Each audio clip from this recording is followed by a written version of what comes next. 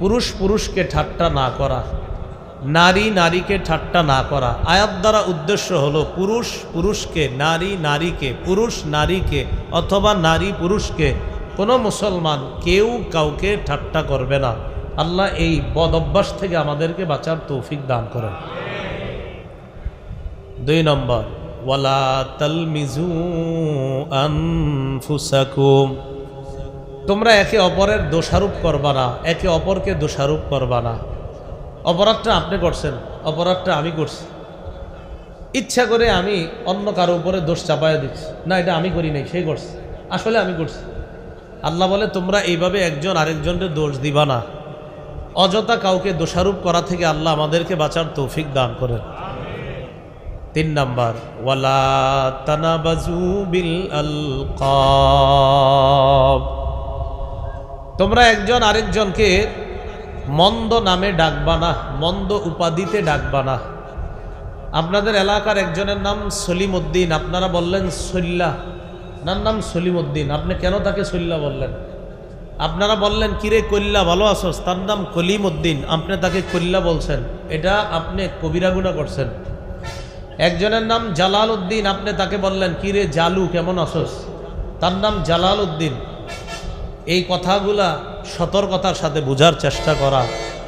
একটা লোক তার নাম সুন্দর আব্দুর রহমান, আপনি তাকে বললেন কিরে বল্টু, এই যে আপনি তাকে এই কথাগুলা বললেন, এই নামে যে আপনি তাকে ডাকলেন, এটা আপনি কবিরা গুনাহ করলেন। আল্লাহ বলেন এটা অমার্জনীয় অপরাধ, অমাল্লাম ইয়াতুব, এই জাতীয় অপরাধ করার পর যদি কেউ তওবা না করে ফাউলাইকা হুমুজ জালিমুন, আল্লাহ বলেন তারা জালেম। তারা কি? জালেম। তাহলে কেউ কাউকে ঠাট্টা করা, কেউ কাউকে দোষারোপ করা, কেউ কাউকে মন্দ নামে ডাকা, এগুলা হলো তওবা করার মতো অপরাধ। যেই তওবা করলে যেই অপরাধ মাফ হবে, এরকম অপরাধ এইগুলা। আল্লাহ বলেন এই শোনো, যদি তোমরা তওবা না করো তাহলে তোমরা জালেম। তাহলে আল্লাহ আমাদের সকলকে এই জাতীয় অপরাধ থেকে বাঁচার তৌফিক দান করেন।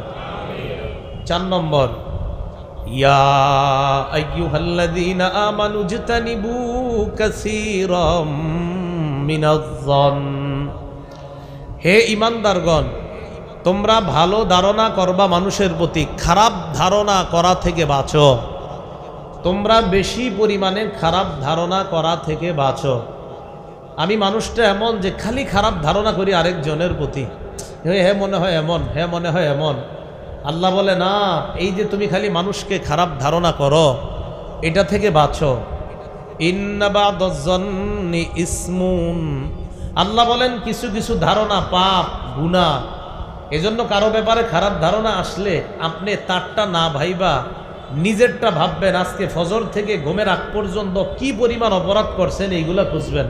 আরেকজনের প্রতি খারাপ ধারণা করা এটা দরকার নাই। দেখেন যার ব্যাপারে আপনি খারাপ ধারণা করেছেন তার মধ্যে ওই খারাপ স্বভাবটা থাকতেও পারে, নাও থাকতে পারে, কিন্তু আপনি যে নিজের খারাপ স্বভাবটা এটা তো নিশ্চিত আপনি জানেন। এজন্য আপনি নিজের খারাপ স্বভাবটা নিজে চিন্তা করবেন, আরেকজনেরটা চিন্তা করা। আল্লাহ বলে কারো প্রতি অযথা খারাপ ধারণা করা থেকে বাঁচো। কিছু কিছু খারাপ ধারণা পাপ, এই পাপ থেকে আল্লাহ আমাদেরকে বাঁচার তৌফিক দান করেন। খারাপ ধারণা করব না কারো প্রতি, হ্যাঁ ভালো ধারণা রাখবো। বলেন কি ধারণা রাখবো? ভালো ধারণা রাখতে গিয়ে আবার কারো ব্যাপারে অতিরিক্ত বাড়িয়ে বলবো না। ভালো ধারণা রাখতে গিয়ে কারো ব্যাপারে অতিরিক্ত বলবো না। যেমন আপনারা জানেন আমি মাঝে মাঝে 2-4টা হাদিস হয়তো মুখস্থ বলি, এজন্য আমারে বলে ফেললেন হাফিজুল হাদিস ভালো ধারণা রাখতে গিয়ে। এই যে আমার এটা বলে ফেললেন, এটা হলো একটা ফাইজলামি করা। ভালো ধারণা রাখা ভালো, হাফিজুল হাদিস কইতে আপনার কে কইছে? বা আবেগে লিখে লেখি, আপনার এই আবেগ করতে বললো কে? আপনি লিখে ফেললেন লেখক গবেষক। আমি কোন কালে গবেষক ছিলাম বলেন? কয় কেন লেখলেন? কয় হুজুর আবেগে লিখছি। তো এই আবেগে আপনারা কারোর প্রশংসা করে আকাশে উঠিয়ে দিবেন না। মানুষের প্রশংসা লিমিটেড, বলেন সবাই লিমিট। মানুষের প্রশংসা হবে লিমিটেড, বলেন বলেন আনলিমিটেড প্রশংসা হবে আল্লাহর। তাহলে আমি বলি বাকিটা আপনারা বলবেন। আনলিমিটেড প্রশংসা কার? আর লিমিটেড প্রশংসা বান্দার। তাহলে লিমিটেড প্রশংসা বান্দার, আনলিমিটেড প্রশংসা আল্লাহর। যত পারেন আল্লাহর প্রশংসা করবেন, আনলিমিটেড প্রশংসা আল্লাহর করবেন। সূরা ফাতিহার 1 নম্বর আয়াত, আলহামদুলিল্লাহ রব্বিল আলামিন, সমস্ত প্রশংসা আল্লাহর। সূরা আনআমের 1 নম্বর আয়াত, আলহামদুলিল্লাহিল্লাযী খালাকাস সামাওয়াতি ওয়াল আরদ, সমস্ত প্রশংসা আল্লাহর যিনি আসমান সমূহ এবং জমিন বানিয়েছেন। সূরা বনী ইসরাঈলের 111 নম্বর আয়াত, ওয়াকুলিল হামদুলিল্লাহিল্লাযী লাম ইয়াত্তাখিয ওয়ালাদা, নবী আপনি বলেন সমস্ত প্রশংসা আল্লাহর যিনি কোনো সন্তান গ্রহণ করেননি। সূরা কাহাফের 1 নম্বর আয়াত, আলহামদুলিল্লাহিল্লাযী আনজালা আলা আবদিহিল কিতাব, সমস্ত প্রশংসা আল্লাহর যিনি তার বান্দার উপর কোরআন নাজিল করছেন। সূরা আনকাবুতের 59 নম্বর আয়াত, কুলিল হামদুলিল্লাহ ওয়া সালামুন আলা ইবাদিহিল্লাযীনা ইসতাফা, নবী আপনি বলেন সমস্ত প্রশংসা আল্লাহর। সূরা সাবার 1 নম্বর আয়াত, আলহামদুলিল্লাহিল্লাযী লাহু মা ফিস সামাওয়াতি ওয়া মা ফিল আরদ, সমস্ত প্রশংসা আল্লাহর, আসমান এবং জমিনের সব কিছু যার। সত্যি করে দিল থেকে আওয়াজ দিয়ে বলেন আসমান আর জমিনের সব কার? আল্লাহ কয় যেহেতু সব আমার, এই জন্য সব প্রশংসা হবে আমার। তা আসমান জমিনের সব কার? এই জন্য আল্লাহ কয় সমস্ত প্রশংসা হবে আল্লাহর। সূরা ওয়াস-সাফফাতের 181-82 নম্বর আয়াত, আমরা যখন মুনাজাত করি, মুনাজাত শেষ করে হুজুর কিভাবে দেখবেন, সুবহানা রব্বিকা রব্বিল ইজ্জাতি আম্মা ইয়াসিফুন ওয়া সালামুন আলাল মুরসালিন ওয়ালহামদুলিল্লাহি রব্বিল আলামিন, সমস্ত প্রশংসা আল্লাহর যিনি বিশ্ব জগতের রব। সূরা মুমিনের 65 নম্বর আয়াত, ওয়াল হাইয়্যু লা ইলাহা ইল্লা হুয়া ফাদউহু মুখলিসিনা লাহুদ্দিন, তিনিই চিরঞ্জীব, তিনি ছাড়া কোনো ইলাহ নাই, তাকে একনিষ্ঠভাবে ডাকো। সমস্ত প্রশংসা ওই আল্লাহর যিনি বিশ্ব জগতের রব। সূরা তাগাবুনের 1 নম্বর আয়াত, আল্লাহ বলেন ইউসাব্বিহু লিল্লাহি মা ফিস সামাওয়াতি ওয়া মা ফিল আরদ লাহুল মুলকু ওয়া লাহুল হামদ, আল্লাহ বলেন আসমান জমিনের সবাই পুত পবিত্রতা বর্ণনা করে আল্লাহর, সমস্ত রাজত্ব আল্লাহর, সমস্ত প্রশংসা আল্লাহর। যেহেতু আসমান জমিনের সব আল্লাহর, আসমান জমিনের সবাই পুত পবিত্রতা বর্ণনা করে আল্লাহর, অতএব আনলিমিটেড প্রশংসা হবে এক সত্তার, তিনি কে? বুঝছেননি সবাই? তাহলে আনলিমিটেড প্রশংসা হবে আল্লাহর, লিমিটেড প্রশংসা হবে বান্দার। কিন্তু আমরা বান্দাদের এত প্রশংসা করি, করতে করতে আমারে আপনারা দেখছেন জায়নামাজে নামাজ পড়তে আপনাদের রুমের মধ্যে আরিফ বিন হাবিবরে দেখছি গাছের উপরে দাঁড়ায় নামাজ পড়ে। আচ্ছা এটা কোন কি দরকার কোন? তো আমরা তো দেখছেন রুমে, আপনি বাড়ায় কইতে বকির লেগে। আপনি দেখলেন আমারে গাছের নিচে দাঁড়ায় নামাজ পড়তেছি, আপনি বললেন আরিফ বিন হাবিবরে দেখলাম গাছের উপরে নামাজ পড়তেছে। নিচ উপরে কেমনি এটা কোন? আমার এটা হলো বাড়ায় প্রশংসা, এগুলো জায়েজ না, এগুলো হারাম। তো খারাপ ধারণা রাখবো না মুসলমানের প্রতি, ভালো ধারণা রাখবো, রাখতে গিয়ে বাড়ায়া প্রশংসা না করা। হ্যাঁ, বান্দার প্রশংসা করা জায়েজ আছে।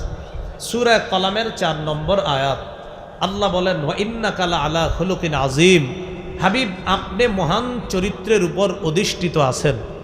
এই এলাকার মধ্যে কোনো নাস্তিক যদি কখনো আইসা বলে নবীর চরিত্রে এই সমস্যা ওই সমস্যা, আমার আগে যিনি আলোচনা করছিলেন উনি খুব ভাষণ দিচ্ছিলেন, আস্তে আস্তে শুনতেছিলাম, তো দেখলাম উনি বলতেছিলেন যে অনেকে নবীর ইজ্জত নিয়ে কথা বলে, এই বলে সেই বলে। কোনো নাস্তিক যখন নবীর ইজ্জত নিয়ে কথা বলে তখন বলবেন নাস্তিক ভাইয়া, আপনারে যিনি বানাইছে তিনি বলে দিয়েছেন আমার নবীর চরিত্র সেরা, আপনি বললেও সেরা, না বললেও সেরা, কারণ আপনারে বানানোরা বলছে আমার নবীর চরিত্র সেরা। নাস্তিকরে বানাইছে কে?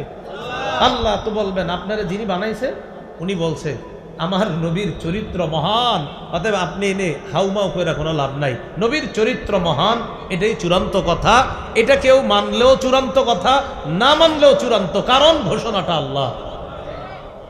তো মানুষের প্রশংসা করলেন নবী, আল্লাহ নবীর প্রশংসা করলেন।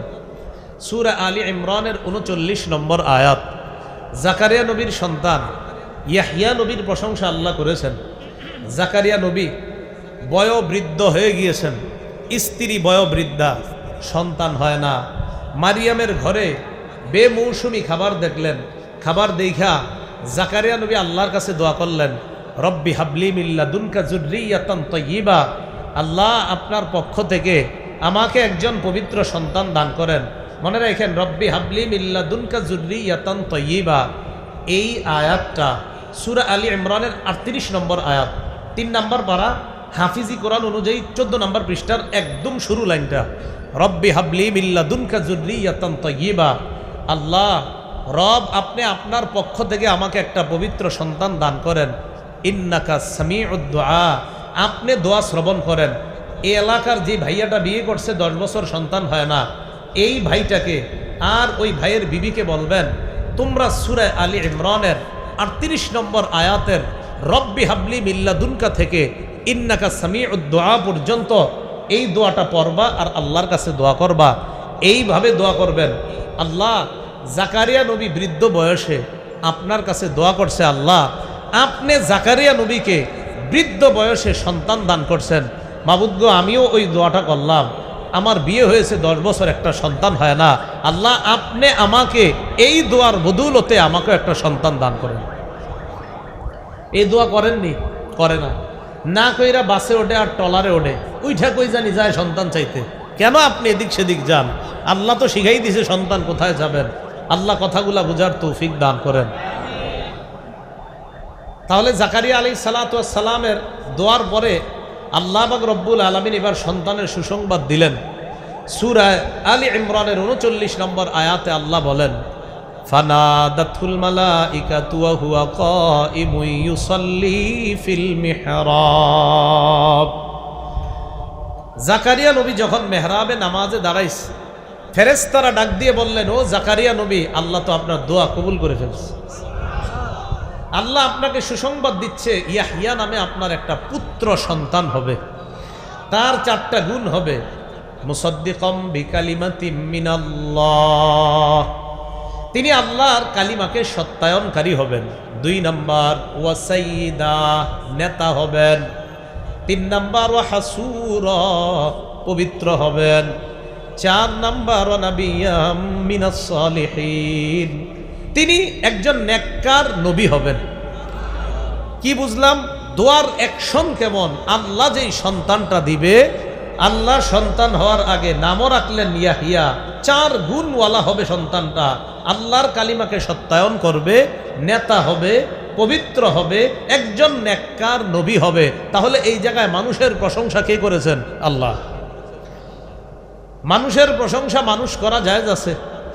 রাসূলুল্লাহ সাল্লাল্লাহু আলাইহি সাল্লাম হযরত ওমরের প্রশংসা করছে। যেই পথে শয়তান হাঁটে, যেই পথে হযরত ওমর হাঁটে, ওই পথে শয়তান হাঁটে না। ছোটবেলা থেকে গল্প আকারে শুনছেন। এটা বুখারী শরীফের হাদিস, 3294 নম্বর হাদিস, 3294। এই হাদিসের বর্ণনাকারী সাদ ইবনে আবি ওয়াক্কাস রাদিয়াল্লাহু তাআলা। এই হাদিসের মধ্যে নবীজি এক জায়গায় একটু হাসি দিবে, তখন আমরাও একটু হাসি দিব, বেশি জোরে না, হালকা আওয়াজে হাসিটা দিবেন। আমার নবী আগে হাসিটা দেখ, তখন আপনারাও দিবেন, আমিও দিব। ঠিক আছে ইনশাআল্লাহ? আচ্ছা, সাদ ইবনে আবি ওয়াক্কাস রাদিয়াল্লাহু তাআলা আনহুর বর্ণনা। সাদ ইবনে আবি ওয়াক্কাস বলেন, ইস্তাআযানা উমর ইবনুল খাত্তাব রাদিয়াল্লাহু তাআলা আলা রাসূলিল্লাহ সাল্লাল্লাহু আলাইহি ওয়াসাল্লাম।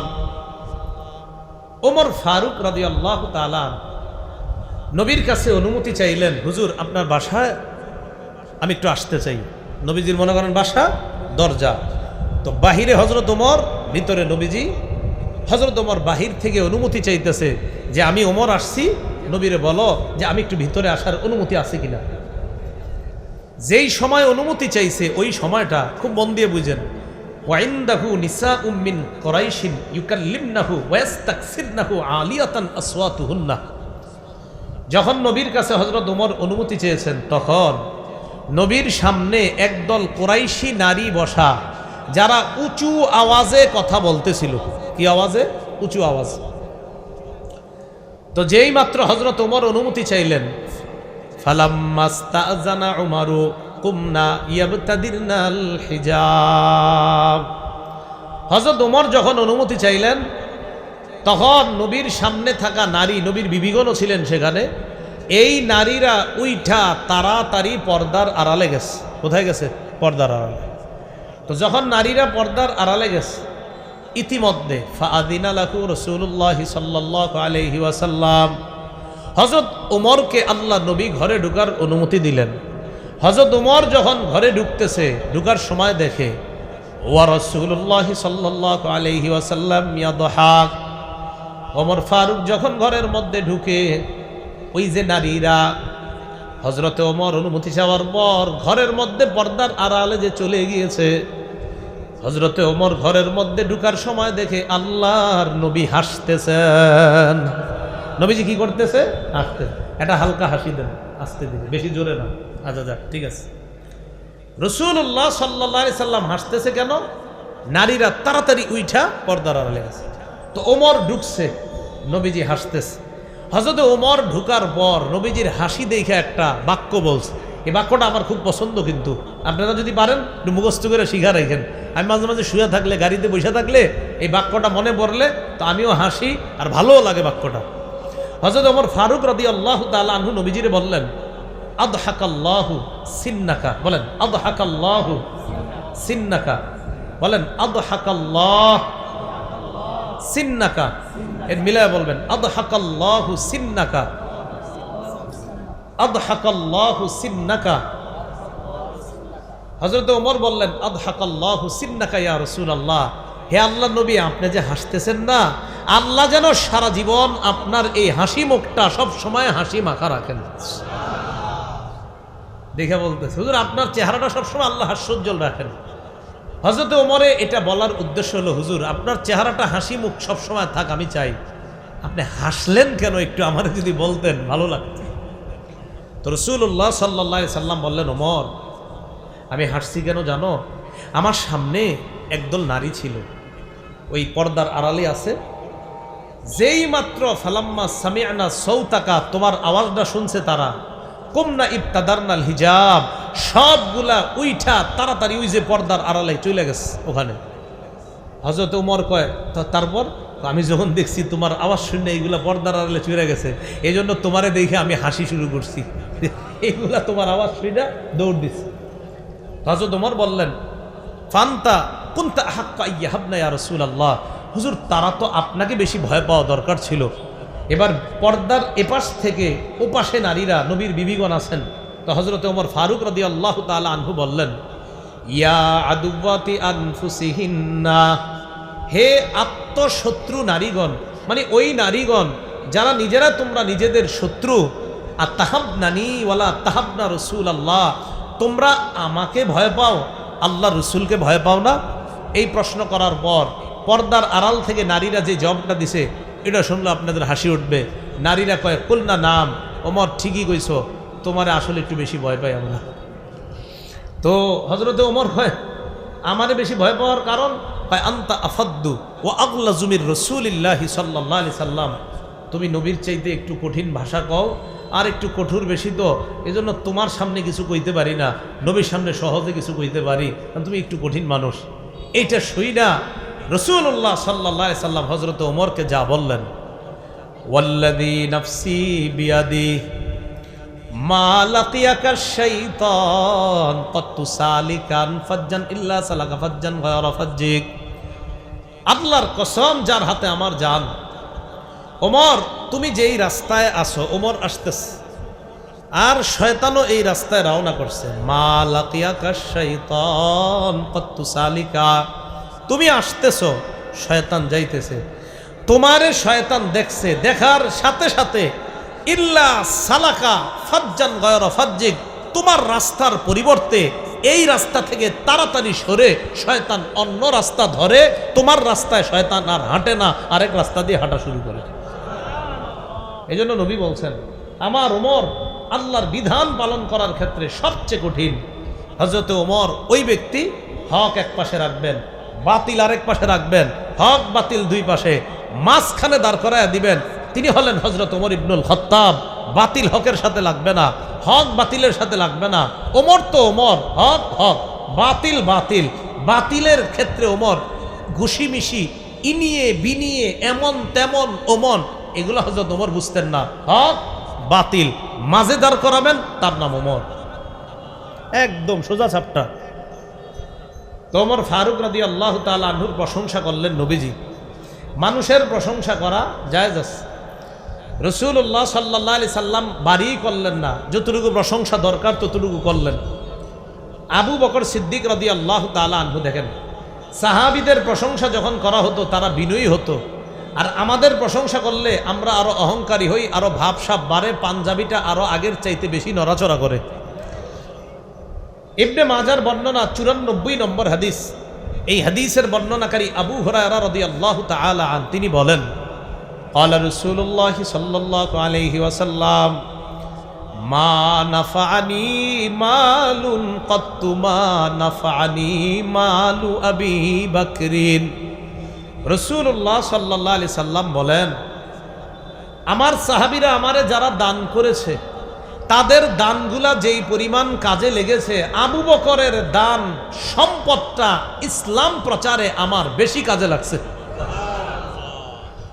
এখন আমরা যখন দানের কথা শুনি, দানের প্রশংসা, তখন কি করি? আমার দিকে তাকান, পাঞ্জাবিটা 3-4 বার নড়ে। জি, সেটা আমি। আবু বকর সিদ্দিক যখন দানের কথা শুনছে, যে নবী তোমার দানের প্রশংসা করছে, ফাবাকা, কান্না শুরু করছে। তাহলে আমাদেরকে প্রশংসা অহংকারী বানায়, সাহাবীদেরকে প্রশংসা বিনয় বানায়। আগে যতটুকু বিনয় ছিল, প্রশংসা করলে আগের চাইতে বিনয় আরো বেড়ে যায়। আর আমাদেরকে যদি প্রশংসা করেন, আগে যে টাউট ছিলাম, প্রশংসা করার পরে এর চেয়ে বড় আরো ভয়ঙ্কর টাউট হয়ে যায় আমরা। কেন এটা কেন? প্রশংসা করলে তো আপনি এটা হওয়ার কথা না, আপনি ইস্তেগফার পড়ার কথা, আপনি পড়ার কথা আলহামদুলিল্লাহ। এই আলহামদুলিল্লাহ মানে যে আল্লাহ আমার প্রশংসা না, প্রশংসা সব তোমার, প্রশংসা আমার না, প্রশংসা তোমার। এই জন্য বান্দা এক আজীব জিনিস, বান্দাদের প্রশংসা করবেন এই যুগে, এদের মাত্রা আরো বাড়ে। তাই বর্তমান যুগেও, যেই যুগে বলেন প্রশংসা ততটুকু কইরেন যদি বাস্তবে এতটুকু যোগ্য হয়। আর যদি দেখেন এই যোগ্য ব্যক্তির প্রশংসা করলে এর অহংকার আরো বাড়ে, তো এর প্রশংসা করা দরকার নাই, বরং এর জন্য দোয়া করবেন, আল্লাহ এর অহংকার কমায়া দেন, এর অহংকার কমায়া দেন। বান্দাদেরকে এই যুগে প্রশংসা করলে অহংকার আরো বাড়ে, সাহাবীদেরকে প্রশংসা করলে তারা আগের চাইতে আরো বেশি বিনয়ী হতেন। তাহলে কি 4 নাম্বার, কারো প্রতি খারাপ ধারণা রাখবো না, রাখতে গিয়ে ভালো ধারণা রাখবো। এই ভালো ধারণা রাখতে গিয়ে মাত্রা অতিরিক্ত প্রশংসা আমরা করব না। আল্লাহ কথাগুলা বুঝার তৌফিক দান করেন। কেউ যদি আমাদেরকে সামনাসামনি বেশি প্রশংসা করে ফেলে, কি করব? তখন আমাদের 4টা করণীয়। বলেন কয়টা? 4টা। 1 নাম্বার, সামনাসামনি যদি কেউ বাড়ায়া প্রশংসা করে, আপনি মনে মনে পড়বেন, পড়েন আমার সাথে, আলহামদুলিল্লাহ। এই আলহামদুলিল্লাহ মানে কি? মানে আপনি খুশি হয়েছেন না। এই আলহামদুলিল্লাহ মানে আপনি খুশি হন নাই। এই আলহামদুলিল্লাহ মানে হলো যে হে যে আমার প্রশংসা করতেছে আল্লাহ, না না, প্রশংসা সব আপনার। আলহামদুলিল্লাহ, সমস্ত প্রশংসা আল্লাহর। তাহলে কোনো ব্যক্তির আপনার প্রশংসা করতেছে, সামনাসামনি কি করবেন? তখন বলবেন, মনে মনে বলবেন, আলহামদুলিল্লাহ আলহামদুলিল্লাহ, মানে আল্লাহ প্রশংসা সব আপনার, আমার না। এ হলো 1 নম্বর কাজ। 2 নম্বর, যিনি প্রশংসা করবে, আপনার সামনে যখন প্রশংসা করবে, তখন আপনি মনে মনে পড়বেন আস্তাগফিরুল্লাহ। পড়েন, কি পড়বেন? মানে আল্লাহ আমি যোগ্য না, মাফ করে দেন। 3 নাম্বার, যদি সামনাসামনি প্রশংসা করে, এটা আবার করতে যায় না, ধমক দিয়েন। বাকি হাদিসে একটা আমল আইছে, এই আমল আবার করতে গেলে মারপিট হয়ে যেতে পারে। সেটা হলো কি? মুখে বালু মারা। মুখে কি মারা? হ্যাঁ, এই যুগে যদি আপনি মুখে বালু মারেন, এই যে প্রশংসার কারণে মারছেন, বুঝবো না, কবে কিরে বালি মল্লিকা, আমি তোর ভালো কথা কইছি, তুই আমার মারছিস বালু। আসলে যে আপনি ভালো কথা কখনই বালু মারছেন এটা বুঝবে না, আমি তোর ভালো চাইলাম আর তুই মারস আমারে বালু, এই এতো বুঝবে না। মুসলিম শরীফের 3002 নম্বর হাদিস। আমাদের মাদ্রাসার পাঠ্যপুস্তক অনুসারে মোট হাদিস সংখ্যা হবে 3033টা। এই হাদিসের মধ্যে রাসূলুল্লাহ সাল্লাল্লাহু আলাইহি সাল্লাম বলেন, ইযা রাআইতুমুল মাদ্দাহিনা, যখন তোমরা দেখো মাত্রা অতিরিক্ত প্রশংসা কেউ করে সামনাসামনি, ফাহসু ফি উজুহিহিমুত তুরাব, তখন মুখের উপর বালু মারবা, চেহারায় বালু মারবা।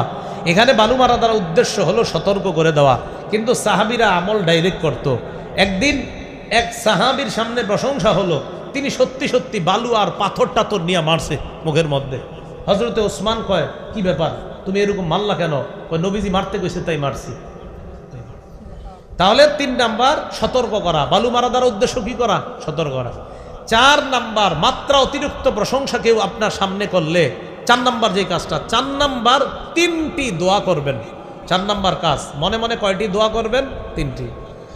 আমার সাথে একবার বলেন, পরবর্তীতে শুধু বাংলাটা শিখে নেবেন, আগে আরবিটা যদি পারেন বলেন। বলেন, আল্লাহুম্মা লা তুআখিজনি বিমা ইয়াকুলুন ওয়াগফির লি মা লা ইয়ালামুন ওয়াজআল। আব্দুর রহিম এখনো জানে না, মাবুদ তুমি আমারে মাফ করে দাও। এই দুইটা সূরত। তাহলে বান্দা জেনে থাকলে তার কাছে মাপ চাওয়া, না জেনে থাকলে আল্লাহর কাছে মাপ চাওয়া। যারা অপবাদ দেন আরেকজনের, অপবাদ মনে আসেনি? অপবাদ দিলে মুক্তি পাওয়ার 3 উপায়। এক, যার ব্যাপারে অপবাদ দিচ্ছেন মিথ্যা অপবাদ, তার কাছে গিয়ে বলবেন ভাই আমি আপনার নামে মিথ্যা কথা বলছি। 2 নাম্বার তাকে বলবেন ভাই আমারে আপনি মাফ করে দিয়েন। 3 নাম্বার আল্লাহর কাছে মাপ চাইবেন। তাহলে অপবাদ থেকে মাপ পাওয়ার 3 উপায়। যার ব্যাপারে মিথ্যা অপবাদ দিচ্ছেন তার কাছে গিয়ে বলবেন আমি মিথ্যা কথা বলছি। 2 নাম্বার তাকে বলবেন মাফ করে দিতে। 3 নাম্বার আল্লাহর কাছে মাপ চাইবেন। আল্লাহ পাক রব্বুল আলামিন আমাদের সকলকে যেই 6টা বদঅভ্যাসের কথা বলা হলো এই বদঅভ্যাসগুলো থেকে নিজেদেরকে হেফাজত করার তৌফিক দান করেন। সুবহানাল্লাহি ওয়া বিহামদিহি সুবহানাকাল্লাহুম্মা ওয়া বিহামদিকা আশহাদু আল্লা ইলাহা ইল্লা আনতা আস্তাগফিরুকা ওয়া আতুবু ইলাইক।